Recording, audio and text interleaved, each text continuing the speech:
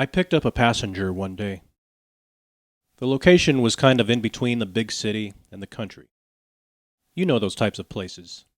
It's close enough to the city to get there when you need to, but far enough away that you still get that laid-back country vibe. So it's not quite the city or the country. "So, are we in the middle of nowhere?" the passenger asked me. "We're on the outskirts of nowhere," I said, just trying to be funny, make conversation. He kind of laughed at that, and then we continued the ride in silence. But that one line that I said, just completely inadvertently, just trying to make conversation, got me thinking about those periods in our lives where we've left one destination and haven't yet arrived at the next destination. We tend to imagine life as a series of destinations. The new job, the big opportunity, the finished project. Truth be told, most of our lives are lived in that in-between area, between one destination to the next. A career is made up of the journey from one milestone to the next, completing one project to another. Learning a skill, maybe an instrument, and performing it at a high level is not a destination. That is an adventure by itself.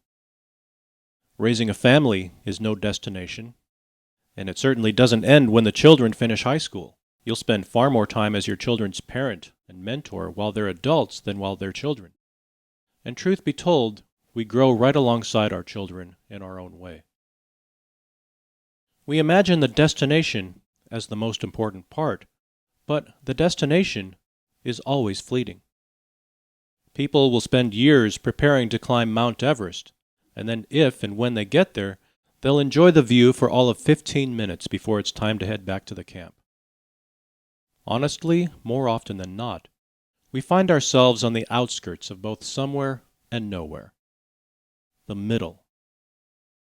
The middle can be uncomfortable because it feels undefined, unfinished.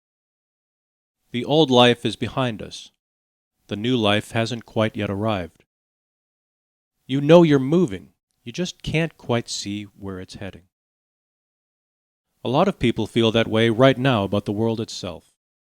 We're living in a time where many of the assumptions people once had about culture, institutions, even basic social norms feel unsettled.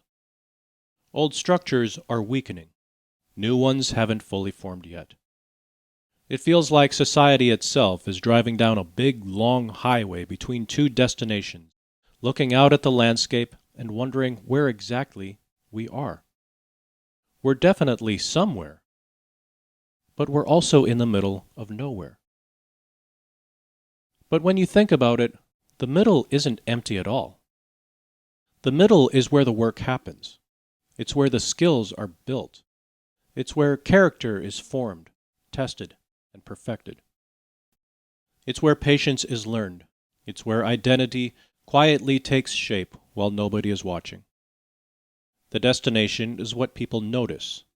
It's where we take in the praise of men and think about the journey, the hard work that went into making it there.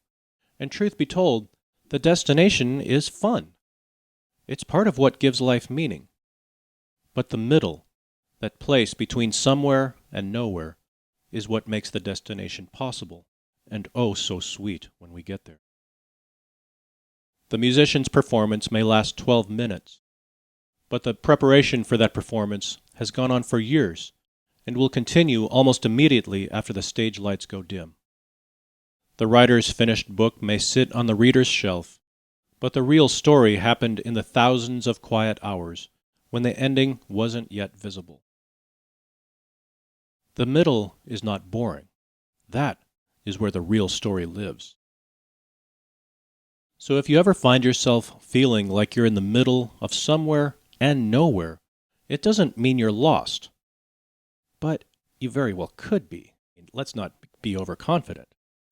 It could be that you're exactly where the important part of the journey happens. Not at the destination, but in the long stretch of road that leads there. My name is James Newcomb, and that is what I meant to say.